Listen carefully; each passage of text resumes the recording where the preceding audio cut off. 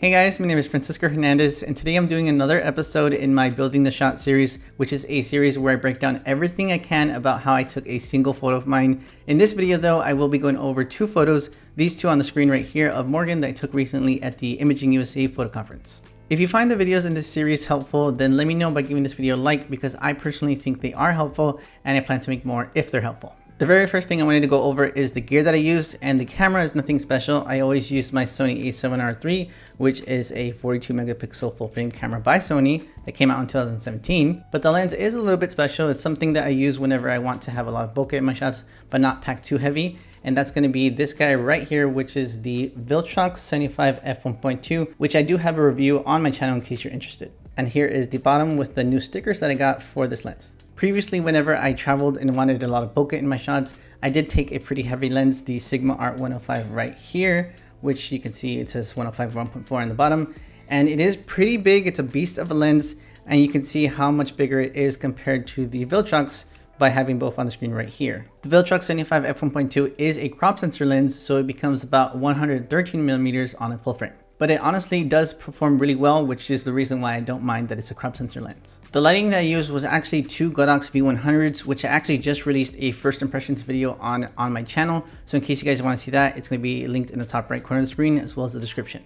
The main light was actually modified by one of my favorite softboxes recently, which is going to be perfect for any sort of portable setups, which is going to be this one right here, which is the 20-inch glow Parasnap. And you can see that it does have the magnetic ring attachment right there, so you can easily attach any magnetic round headlights that you might have, like the Godox V100, the Godox V1, or the Godox A.a.100. The reason why I've been loving this softbox lately is because it folds nice and flat, yet it can also pop up really quickly, so you can see that it's now totally set up. And then this is how easily and fast it attaches to the softbox. You can actually lock it into place for some extra security. So this is pretty much exactly how it looked like on the main light. The rim light was the same thing, but a little bit different. So you can actually remove the softbox part. So I'll show you guys exactly what I mean. You can remove the softbox, and what you're left with is this setup right here. You can see that there's actually a magnetic ring on the front of it that allows you to easily attach gels, which is exactly what I did for the rim light. Here is the orange gel that I used to attach to the rim light, and that's how easily it attaches. If you don't have a magnetic round headlight, you can actually use other lighting as well. You just have to get different mounts. This mount right here, this attachment is for the 200. This one right here is for speed lights and mini speed lights. And this is for any Godox mount lights that you have, like the 300 and the 400. This whole time that I've been holding different mounts to the screen, I felt like a Power Ranger. And this guy right here is the transmitter that I use. It's very small and touchscreen. It's the R2 Nano by Flashpoint, also known as the Godox X3. Now that you guys know the gear that I use, let's jump into Lightroom and I'll show you guys the photos that I took, as well as the thought process involved in taking those photos. The shot on the screen right here is a very flattering shot of Morgan. That's much more flattering than the very first shot right here of Morgan in the new location and the new outfit. So I wanted to leave this one on the screen right here because I did want to explain a little bit about the photo shoot. This photo shoot with Morgan is actually a photo walk. Whenever I do a photo conference and I set up a photo shoot, I typically invite people that I was recently talking to around the photo conference to the photo shoot, and basically it became a photo walk because the people that I invited were there, but then more people, more strangers showed up at the photo shoot. So it was a little bit hectic. To really emphasize how much people were there, here is a group photo on the screen right here that I took at the end of the photo walk, and this was actually after some people left. Basically, the whole reason why I wanted to explain that this was a photo walk and not a photo shoot is because I was working very quickly and I definitely didn't take a lot of shots. So I wanted to kind of explain that a little bit, because whenever I work on a time crunch, I do my best to think deliberately about my shot before I execute it. And both shots that I wanted to break down in this video were actually taken in less than a minute.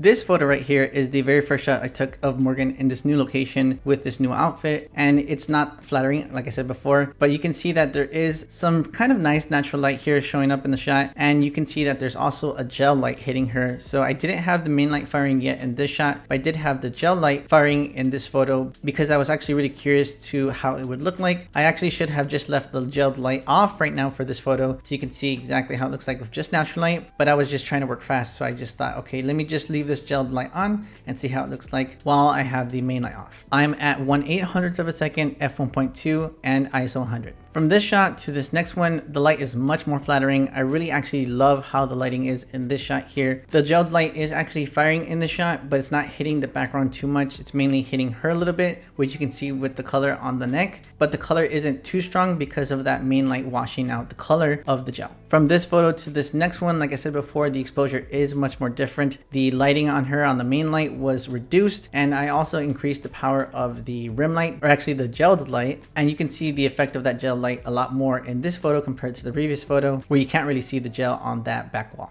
Morgan is really good at giving nice expressions and nice poses, so it was really helpful in allowing me to focus on the lighting and composition. This shot and this next shot here are very different exposures, even though I'm at the same camera settings, because I do believe I asked Ashley to get a little bit closer, which basically resulted in a higher output, so that's why she's a little bit brighter. I'm also pretty sure that I took this shot without the gelled light firing just to have it as a variety of a shot without the gel. But from this shot to this next one, you can see that the exposure again is very different. I felt like this shot right here was too bright, at least on my screen, because I have the brightness way too high. So this shot looked like a much better exposure, while this one felt like it was a little too bright, but it does look good here in Lightroom and not on the back of my camera. From this shot to this previous one, you can see that I now added the gel onto the wall again. I lowered the exposure of the main light, and her hair is now pushed to the back. She was in the middle of adjusting her hair back and then forth, and I thought, okay, it looked really cool when you moved it to the back. Can you do that again? And so I took a couple of shots with the hair pushed back. And I was actually happy with this shot, but I ended up taking a couple more just for a variety of different poses. And I think this is the last one in this specific spot.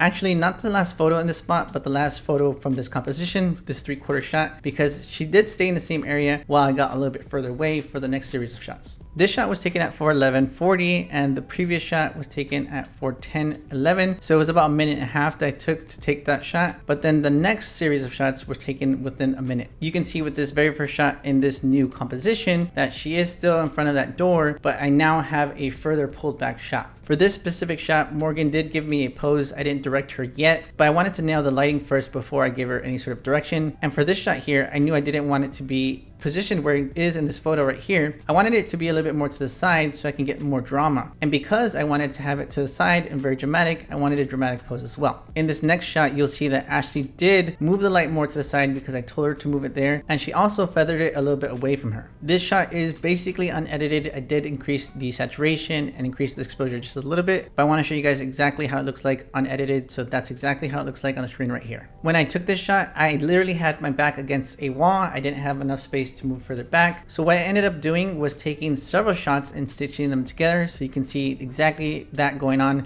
with this shot here, this next shot, and this last shot here. I've actually only done this a few times, and it's always going to be in a case where I don't have enough space to move further back. So that's exactly why I wanted to take a series of shots and then I merged them together to get this result. One thing that I didn't do for the shot that I definitely should have done is take a shot without the lighting in the way so that I can get that background exactly how it looks like in the back and not rely on generative fill in Photoshop, which is something I do a lot because it's not going to give me the exact results of how it looked like in the back. It's going to do its best guess of how it looked like. Almost forgot to show you guys that there is actually video of me taking the shot, so that's what you're seeing on the screen right here. I wanted to see exactly how long it took me to take that shot. So this shot here was taken at 4:13:47 and the last one was taken at 4:14:19, so it's less than a minute. For these next series of shots, I did change the location to these stairs because some of the people that were shooting at the photo walk did actually put her in that location, and I did take some photos in that spot. But then I thought to change my perspective and went to the front of her, and I did like the composition here. I liked the texture on the wall in the background there, so I took some photos in this spot. Again, Morgan has great expressions and posing, so it was more about me focusing on the lighting and the composition. I actually also changed the settings in this series of shots here. I'm now at f4, 1/250th of a second at ISO 100. I took this shot to show you guys that exposure, and I took this one here to show you guys where the light was firing and where it was placed. And basically to also show you guys how it looks like with the lighting now on. Obviously this shot is overexposed, so I did correct that in the next shot. And one thing I did really think was happening in this previous shot here was it was a good exposure when it was further away, but I told Ashley get it really close because I wanted it to be really nice, soft, dramatic light. So she moved it close, but I didn't change the output of the light to be lower, so it was a little bit bright. From this shot to this next one, I did reduce the output of the main light, which resulted in this exposure.